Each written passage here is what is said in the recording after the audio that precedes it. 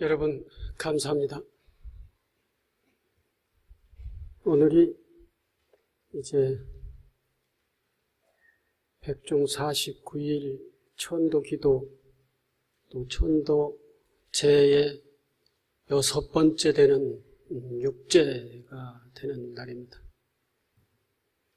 앞으로 일주일만 있으면은 백중이 되고 49일이 됩니다.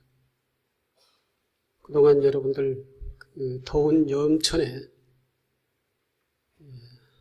바라밀 기도와 백중 49일 천도 기도를 병행을 해서 열심히 하셨고 또 법회에도 열심히 참석하셔서 시식도 정성스럽게 하셨습니다. 오늘 다음 주 하면은 다 끝나게 되겠습니다. 열심히 남은 일주일 동안 기도하고 하셔서 인연 있는 우리와 인연 있는 모든 영가 또 인연이 없는 무주 고혼까지 전부 다 부처님의 감로 법우에 의해서 다 해탈하고 그리고 대자유의 세계에 갈 수 있도록 열심히 해주시기를 부탁을 드립니다. 계속으로 오늘도 보현행원품을 같이 공부를 하도록 하겠습니다. 오늘은 보현행원품 제2분, 이제 서분까지 하면 세 번째입니다만 찬양분을 살펴보겠습니다. 굳이 영가의 얘기를 하지 않더라도 보현행원품 이 찬양분을 열심히 중심으로 생각을 하면은 양과에 관련된 그러한 내용도 다 같이 여기에 담겨 있다라고 하는 것을 알 수가 있습니다. 선남자여 또한 부처님을 찬탄한다는 것은 그 생략을 하고 내 마땅히 깊고 깊은 수승한 이해와 분명한 지견으로 각각 변제천녀의 혀보다 나은 미묘한 혀를 내어서 일체 부처님의 한량없는 공덕을 찬탄하여 미래세가 다하도록 계속하고 끊이지 아니하여 끝없는 법계에 도루하는 것이니라 했습니다. 중간에 경문을 좀 생략을 했습니다. 주보의 지면 관계상 다 실을 수가 없어가지고 있는데 우리 불광 이 법회요전이 말이죠. 이 법회요전을 지난번에도 제가 한번 말씀을 드린 적이 있습니다만은 이 법회요전이 앞에의 의식문을 우리가 주요로 사용하니까 의식문으로 이렇게 착각을 합니다만은 이게 의식문보다도 더 중요한 것은 뒤에 수지편이라고 하는 여러 경전이 여기에 담겨 있습니다. 이 경전을 여기에 담아놓은 그 뜻은 바로 이 불광법회의 반야바라밀 수행이라고 하는 반야바라밀 사상과 반야바라밀의 수행, 반야바라밀의 행, 이것을 말씀을 해놓으신 것입니다. 담아놓은 것입니다. 그래서 이 안에 수지편에 보면은 이 경전들이 그냥 아무 경전이나 담아놓은 게 아니라 반야바라밀, 즉 불교의 신행에 관련된 또 특히 한국 불교의 전통적인 수행과 신행에 관련된 그러한 경전만 여기에 담아놨고 더 중심적으로 얘기를 하자면은 반야바라밀 사상과 수행과 반야바라밀의 행에 관한 것을 여기에 담아놨다라고 하는 것을 여기에서 우리들이 볼 수 있어야 됩니다. 볼 줄 알아야 됩니다. 그냥 의식문이 아니다라는 것이죠. 그리고 일상생활 속에서 기도 생활을 하는데 그 각 기도 내용의 원력의 원에 따라서 거기에 관련된 이 모든 바람물을 여기다 다 담아놨다라고 하는 것입니다.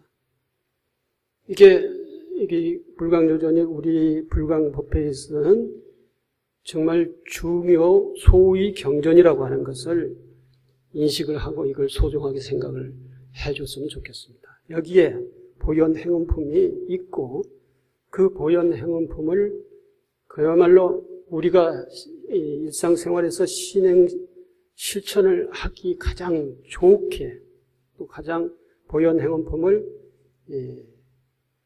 보현행원의 10대 행원을 이해가 가장 빠르게 할 수 있도록 다시 재구성을 번역을 해서 구성을 해놓은 것이 보현행자의 서원이라고 하는 것입니다.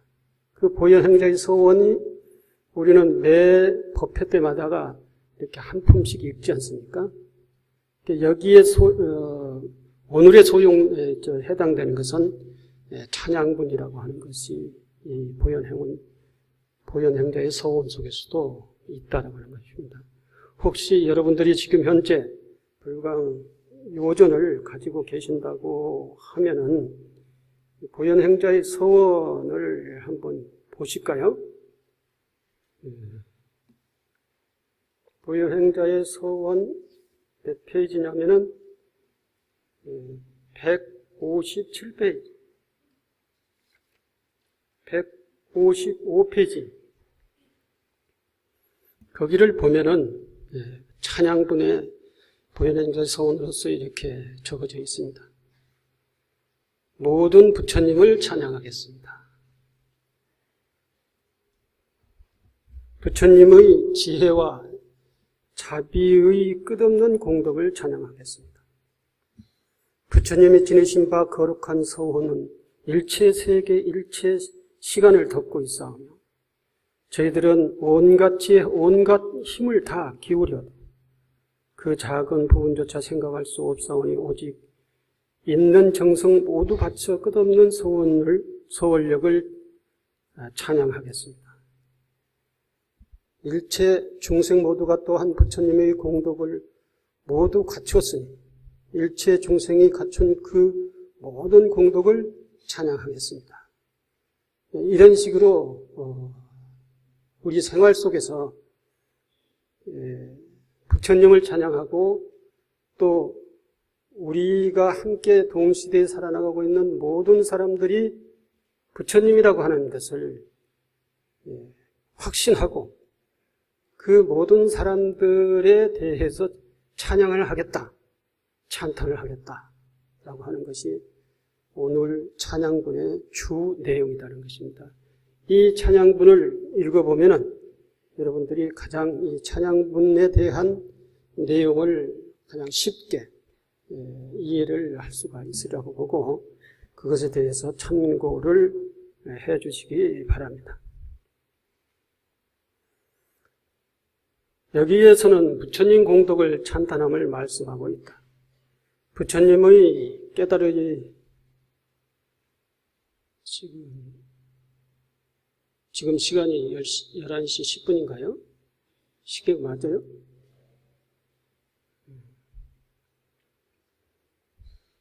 왜 시간에 신경 쓰냐면은 지난번에 너무 오래 해가지고 저한테 빨리 끝내달라고 법문 오래 아무리 좋게 오래 해봐야 빨리 끝내는 것만 못하다.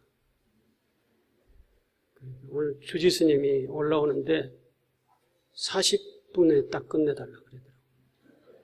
11시 40분에. 딱 이제 30분밖에 안 남았는데요. 얘기를 어떻게 하느냐에 따라서 시간은 조정할 수가 있는데 제가 욕심이 많아가지고 이 말도 하고 저 말도 하고 하다 보니까 시간이 지난번에는 1시간을 했었던 것 같아요. 앞으로 30분만 하겠습니다.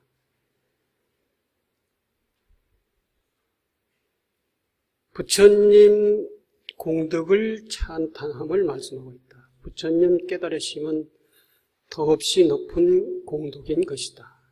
부처님의 지혜는 수승하고 중생을 생각하는 자비로운 마음과 행은 한량 없다.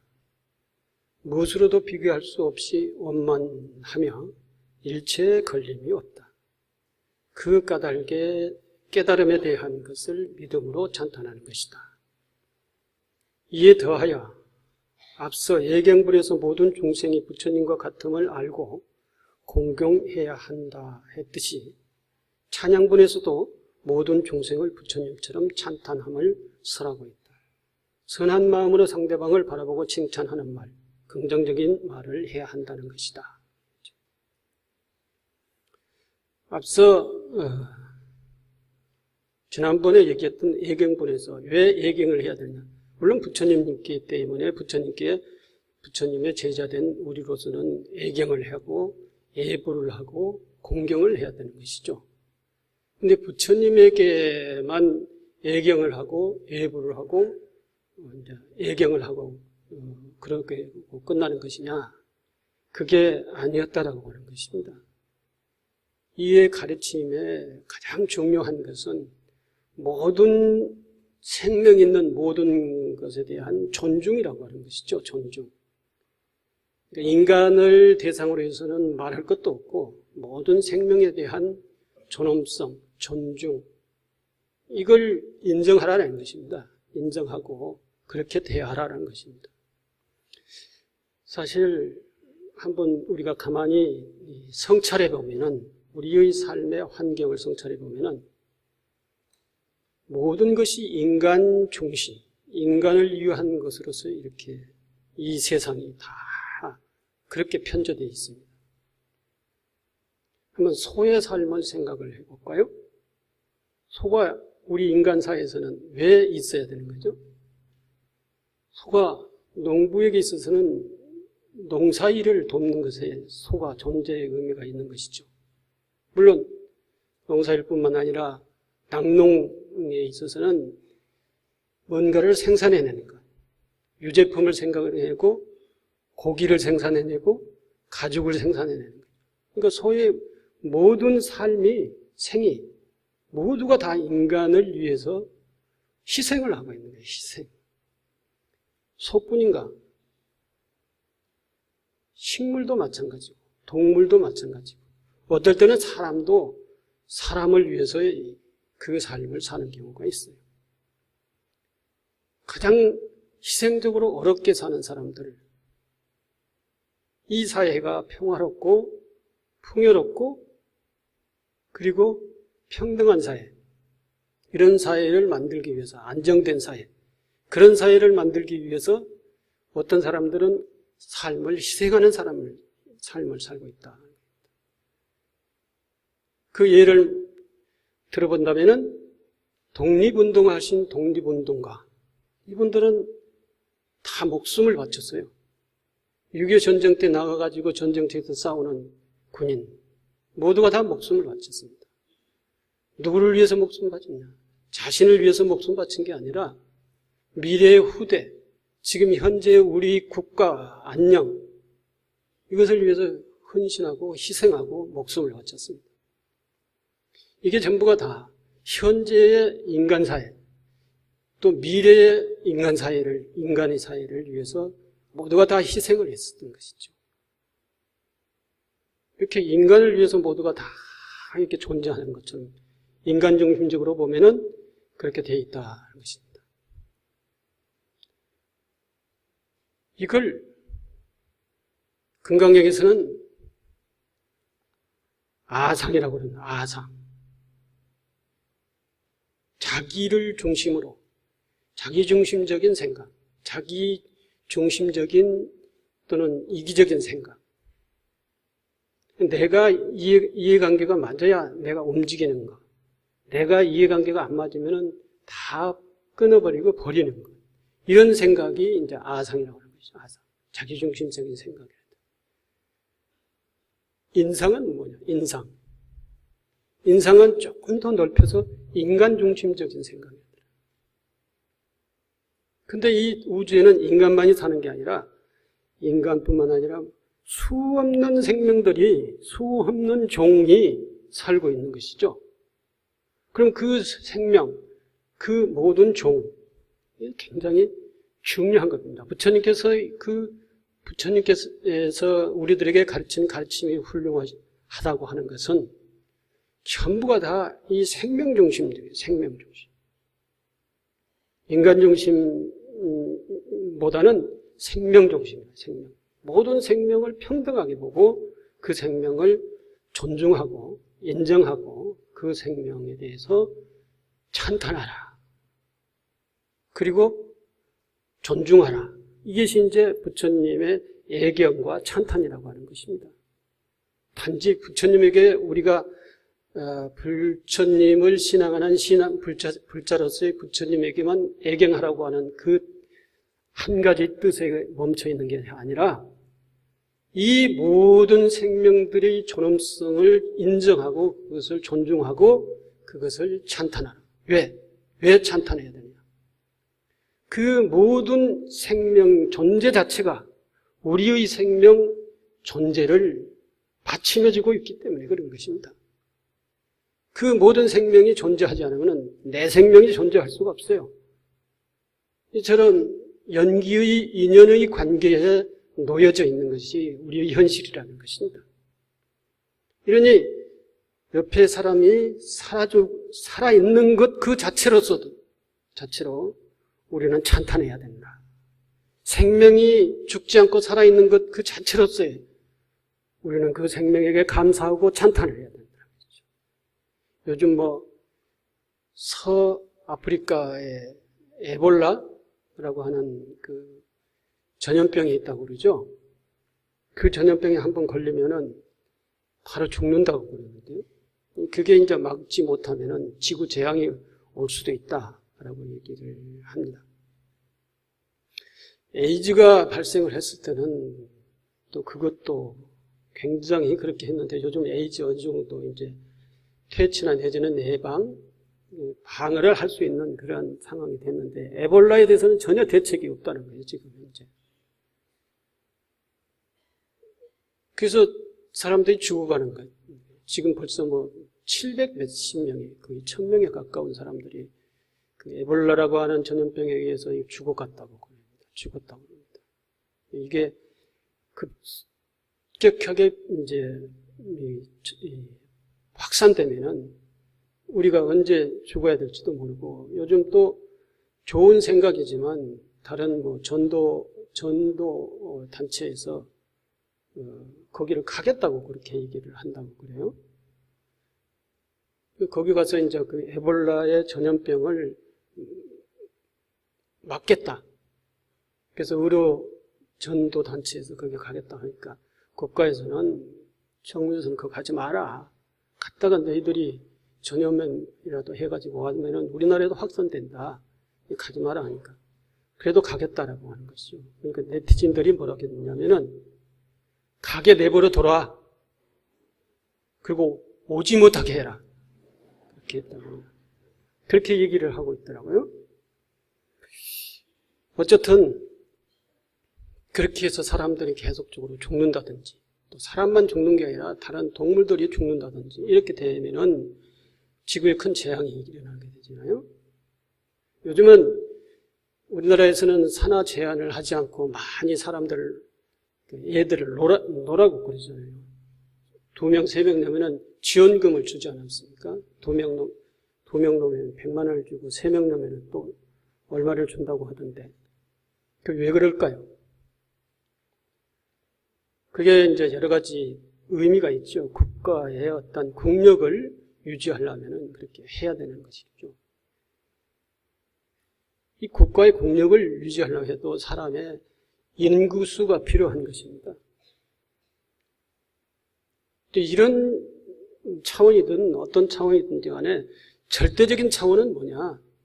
생명이 우리 인간의 생명, 인간만이라도 이 사회에서 함께 존재해야 내가 살 수 있고 인간뿐만 아니라 여러 동물들이 함께 살아가야 되는 것이고 동물뿐만 아니라 식물들도 살아야 되는 것이다.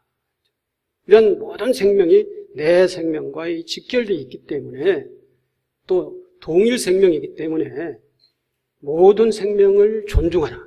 모든 생명을 살생하지 말라. 그리고 모든 생명에 대한 그 존재를 찬탄하라. 이런 의미입니다. 그래서 모든 중생을 부처님처럼 참탄해야 함을 설하고 있는 것이고, 선한 마음으로 상대방을 바라보고 칭찬하는 말, 긍정적인 말을 해야 된다 하는 것입니다.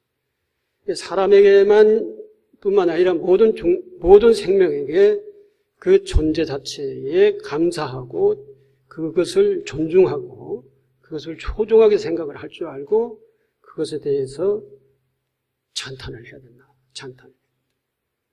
하물며 인간이겠는가? 그렇죠. 인간한테는 더더욱 찬탄을 해야 된다는 것이죠. 같이 함께 살아. 또 지금 현재 살아있는 사람들에게만 찬탄하는 게 아니라 저 돌아가셔가지고 지금 입회로 모셔져 있는 저 우리 선망 조상님들에게도 찬탄해야 됩니다. 왜 조상님들에게 찬탄해야? 우리를 이 세상에 태어나게 해주신 그러한 분들이라. 우리 뿌리라는 것입니다.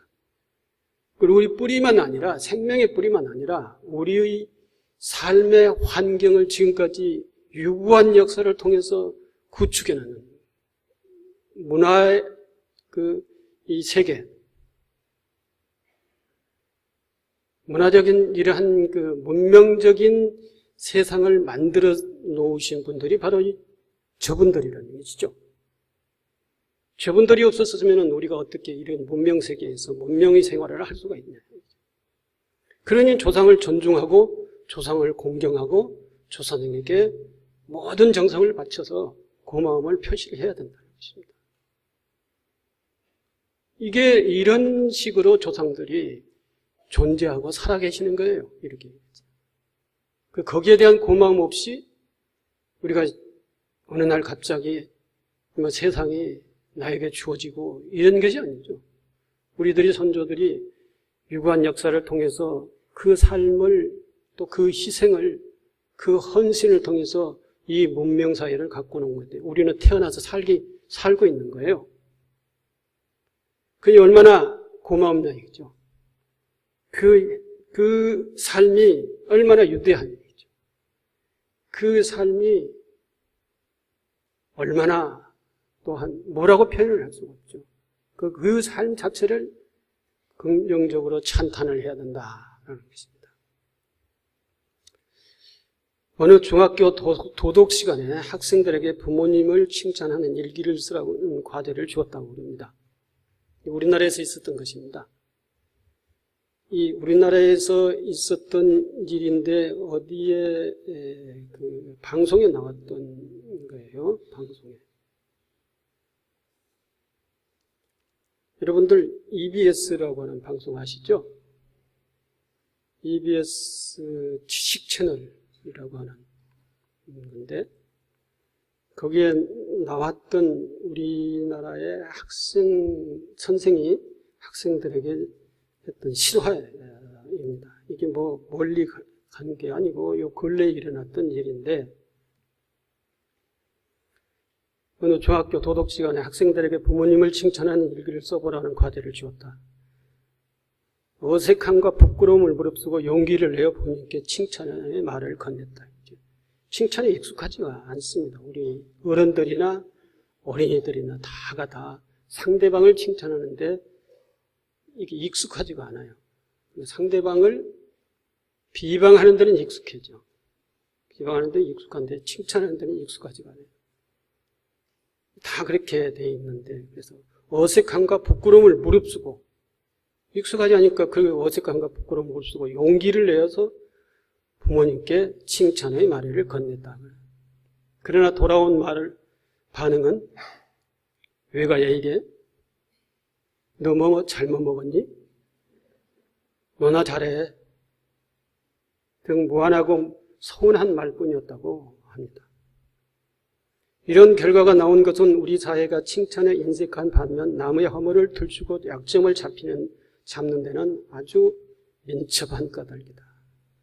남의 허물을 보는 것은 그 자체가 나의 허물을 보는 것이 되며 자신의 마음속에 불행의 씨앗을 심는 것이 된다는 것을 알아야 한다는 것입니다.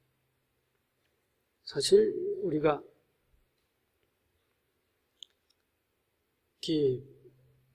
불행, 불안 또는 갈등 고통, 이런 것들이 생기는 원인을 현실적으로 찾아보면은 여러 가지 원인이 있지만 그 중에 상대방의 흉을 보고 상대방을 비방을 하고 상대방이 그런 뜻으로 얘기를 하지 않았는데 이게 말을 한마디 하면은 각자의 자기 입장에서 해석을 해버리는 거예요.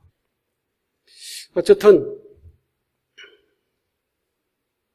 씨앗을 이제 불행의 씨앗을 그렇게 해가지고 상황을 불행하게 만들 수도 있다. 말은 마음의 행동이 까닭에 단순한 음성의 표현을 넘어 말이 담은 의미를 실현시키는 힘을 가지고 있다. 그래서 상대방을 찬탄하는 사람은 선한 마음을 바탕으로 착하고 행복한 환경을 만들어내지만 나쁜 말을 많이 하는 사람은 주변에 불행해질 수밖에 없다. 주변이 불행해질 수가 있다. 부처님께서도 사람이 태어나면 입안에 도끼가 생겨나 몸을 동강낼 수 있으니 나쁜 말 때문이라고 그럽니다. 이게 우리 혀로 말하기 때문에 혀는 두 가지를 생산해낼 수가 있어요. 하나는 불행을 생산해낼 수가 있고 하나는 창조적인 행복을 생산해낼 수 있어요. 두 가지가 있어요. 그래서 양날의 도끼다. 잘 써야 됩니다. 잘못 쓰면 자기를 찍고 자기를 불행하게 만든다. 잘 쓰면은 상대방을 행복하게 해주고 자기도 평화스럽게 해주는 것이다. 혀를 잘 써야 된다. 찬탄이나 칭찬은 사람들에게 용기를 주기도 하고 자신감을 갖게 해준다. 우리는 칭찬을 받으면 기분이 좋아지는 것을 알면서도 정녕 누군가를 칭찬하는 것에는 어색함을 느낀다. 이 원인은 친밀한 관계 형성의 부재에서 오는 것이 아닐까. 그 학생들 얘기로 다시 돌아가 보면은 부모님 칭찬 일기를 작성했던 학생들도 일기를 작성하여 부모님을 관찰하기 시작했다. 관찰은 관심으로 변하고 아이들은 부모에게서 그동안 몰랐던 새로운 모습을 발견하게 되었다. 관심과 기분 좋은 칭찬을 통해 좀 더 가까워지고 서로를 이해할 수 있게 되었던 것이다. 부모는 자식의 거울이라고 그러죠. 부모가 어떻게 하느냐에 따라서 자식이 어떻게 성장하느냐가 결정된다고 그럽니다. 그래서 집안에서 자식 생각을 하지 않고 말을 마음대로 한다든가 부부싸움을 아무 데서나 막 한다든가 싸움해도 그냥 폭력적으로 한다든가 말을 해도 그냥 거의 가리지 않고 마음대로 나오는 대로 막 한다든가 이렇게 되면 그게 어디로 쌓이느냐. 그때는 화가 나가지고 막 얘기를 하고 행동을 하지만 그것이 다른 데로 가지고 않는다는 거예요. 전부가 다 자식에게 간다는 거예요. 자식에게. 왜? 부모는 자식의 거울이기 때문에 자기 거울을 보면서 자기를 보는 거잖아요.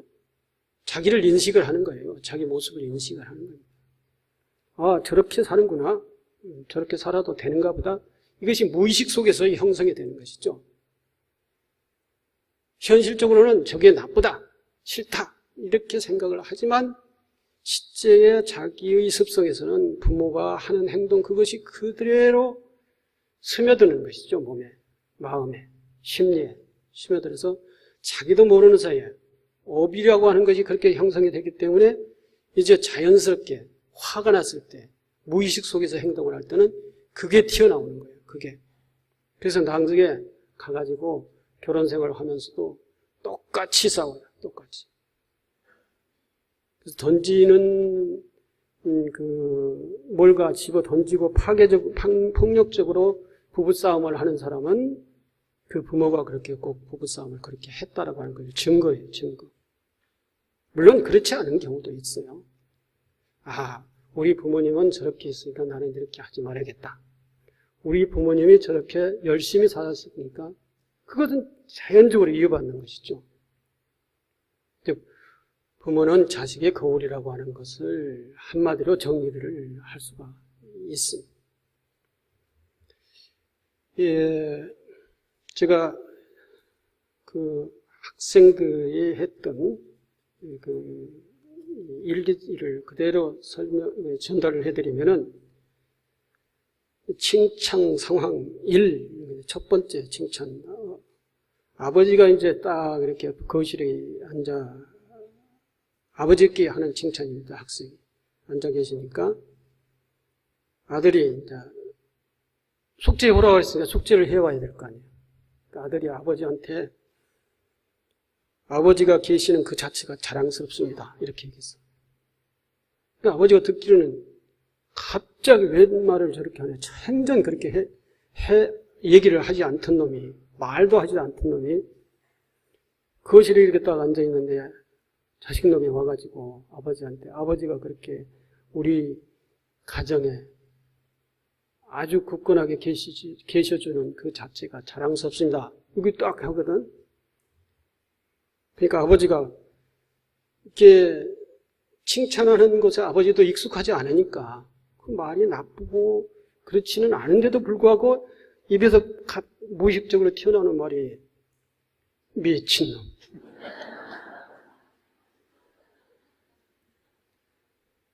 그렇게 했어요. 이해가 가죠? 여러분들도 그럴 것 같죠?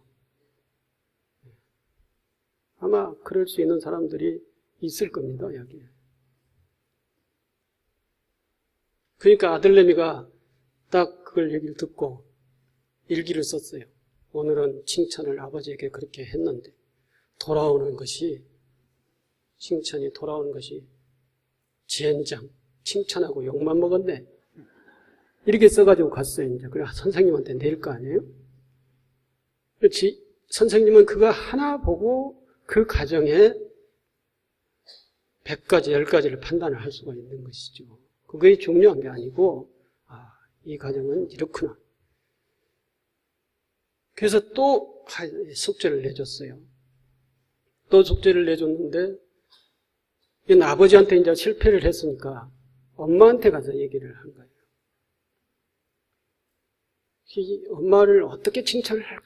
칭찬하는 그 칭찬거리를 아무리 찾으려고 해도 이게 익숙하지 않으니까, 칭찬해보지 않았으니까 없는 거예요. 뭘 칭찬해야 될지 모르겠어요.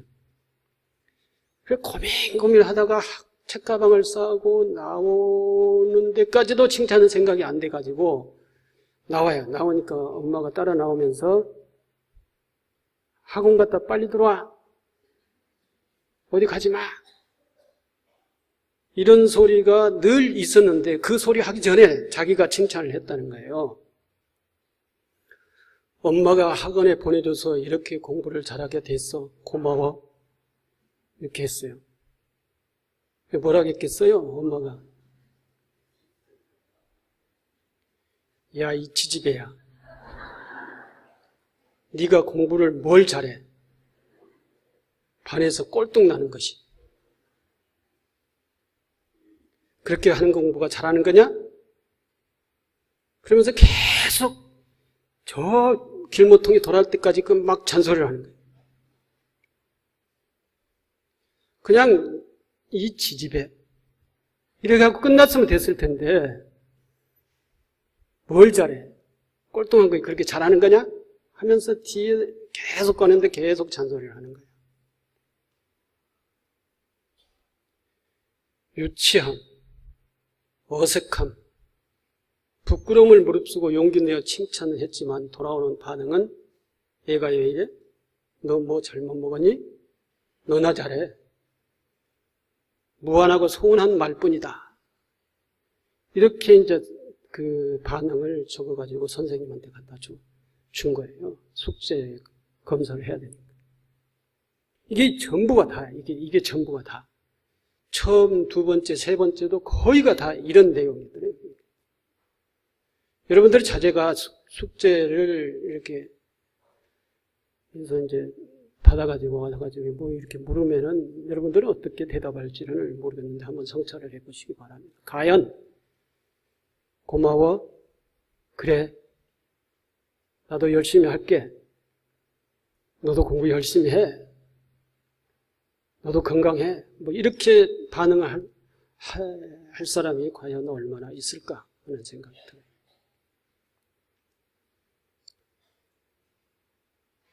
뭐 안 하고 소문할 뿐. 그 한 달간 매일 이렇게 이 숙제를 내는 것이죠.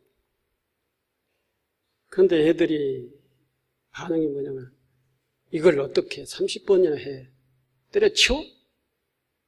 더 힘든 건 부모님 칭찬거리를 찾기가 더 힘들다 이거예요. 칭찬할 수 있는 칭찬거리가 없다는 것이죠. 그래도 숙제이니까 부모님 말, 행동, 표정까지 관찰을 애들이 하기 시작을 했던 것이죠. 그때부터 이제 부모님에 대한 관찰을 하기 시작한 거예요. 숙제를 내주니까 부모님에 대해서 어떻게 칭찬거리를 찾을까 하고 계속 부모님에게, 근데 이게 나중에는 부모님에 대한 관심이 돼버렸어요. 관심이. 부모님의 일거수일투족을 전부 다 살펴보는 관심이 돼서. 이 두 가지가 결론이 나오는 거예요. 한 가지는 몰랐던 부모님의 부분을 발견을 하게 되는 것이죠. 보게 되는 것입니다.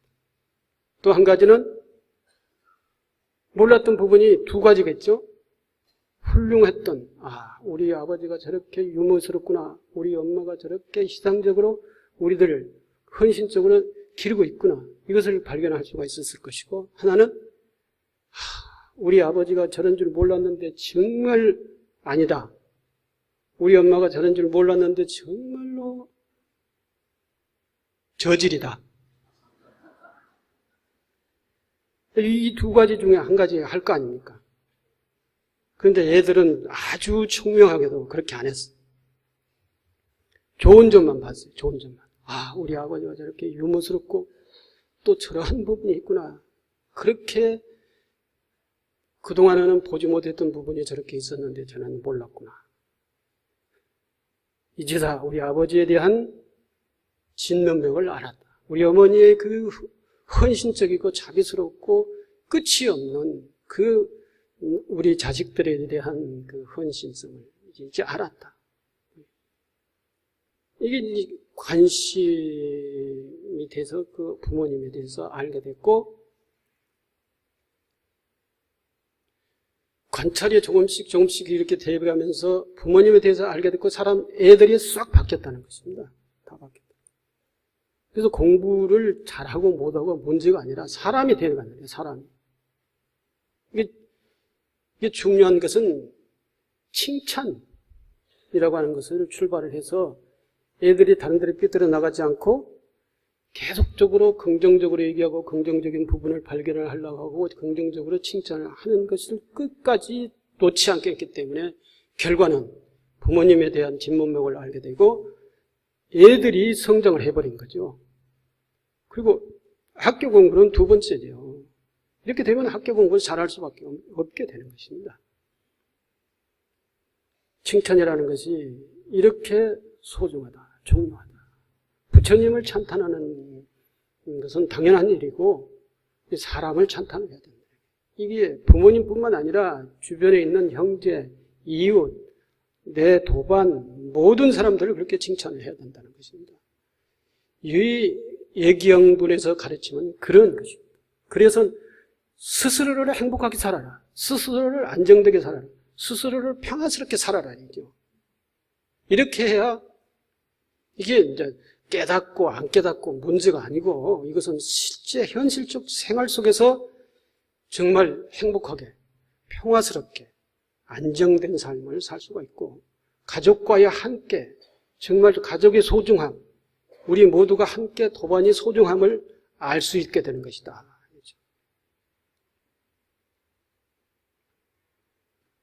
옛날 세종 때 황희정승이 있었습니다. 다 아시죠? 정확하게는 모르지만 다 황희정승이라고 하는 얘기는 다 들어서 귀에 익숙하지 않습니까? 이 시간이 다 됐다면 요 한마디만 할게요. 사실 수위찬탄은 기쁘게 찬탄하는 것인데 수위찬탄은 무슨 뜻이냐면 남의 잘 되는 것을 함께 기뻐하며 축하해주고 그리고 찬탄해주라는 것입니다. 남의 잘 되는 것을 우리는 어떻게 합니까? 시기, 질투하고 그래서 저 사람이 잘 되면 내가 경쟁사에서는 이렇게 갈 수가 있는데 수위 찬탄을 해야 되죠. 함께 기뻐하고 찬탄. 그래야 자기에게도 복이 있다, 공덕이 있다는 것이고 황희정성이 어느 때 한 농촌을 지나가는데 농부가 이제 까만 소와 그리고 황소, 까만 소와 황소를 두 소를 가지고 이제 이렇게 밭갈이를 하고 있었어요. 황희정성이 궁금했어요. 그 논둑을 지나가다가, 논둑이 밭둑이죠. 밭둑을 지나가다가 농부에게 물어봤어요. 뭐라고 물어봤느냐면 황소가 일을 더 잘해요? 검정소가 일을 더 잘합니까? 하고 이 밭둑에서 생기질을 하고 있는 농부에게 물어보니까 농부가 생기질을 하다 말고 끝쳐놓고 수독시켜놓고 대답하러 나오는 거예요. 그 대답을 하러 나오는 거예요. 황희정 스님이 아니 거기서 그냥 대답해도 된다고 나올 거 없다고 하니까 항상 코 끝까지 황희정 스님 앞에 가가지고 기 좀 빌려달라고 그러냐. 기 좀. 이 사람이 왜 이렇게 안 해도 되는데 왜 그러는 거. 귀에다 딱 대고 황소가 조금 일을 더 잘합니다. 그래. 아니 그렇게 안 하고 그냥 대답해도 되는데 왜 그렇게 대답을 하냐고. 그러니까 농부가 하는 말이 황소만 칭찬하면 검정소는 어떻겠습니까? 마음이.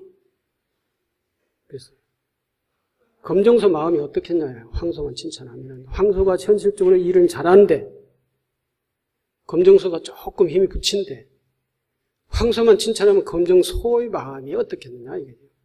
소의 마음까지 헤아려 줄 수 있는 이 농부의 마음.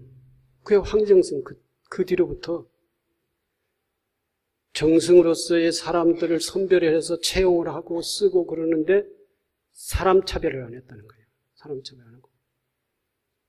그리고 사람의 험담을 하지 않았다는 거예요. 그리고 사람의 판단을 할 때 사람의 그 일하는 모습을 보고 자기 마음속으로만 판단했지 그걸 표현을 하지 않았다는 거예요. 그리고 사람을 채용을 해서 썼다는 것입니다. 그래서 황희정승이 사람을 비판하고 이렇게 뭐 처벌하고 하는 게 이게 거기에 대한 국민 백성들의 불만, 관료들의 불만은 없었다는 것입니다.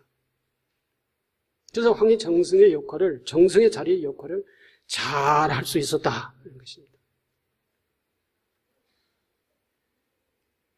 황희정승 얘기만 아니고 다른 것도 다 있는데 내가 더 보는 것인데요. 칭찬은 평화와 안정과 행복의 근본입니다. 부처님을 찬탄을 하고 하는 것은 당연하고 우리 주변에 있는 모든 가정의 가족 구성원과의 주변에 있는 도반들과의 간 만나는 사람들과 이게 칭찬을 하라, 찬탄을 하라. 적어도 찬탄이 어색하면은 비방하지 마라, 비방은 하지 마라, 적어도. 이래야 나의 삶에, 나의 마음속에 공덕이 쌓인다라고 하는 것을 오늘 찬탄에 대한 말씀, 칭찬에 대한 내용을 같이 살펴봤습니다. 감사합니다.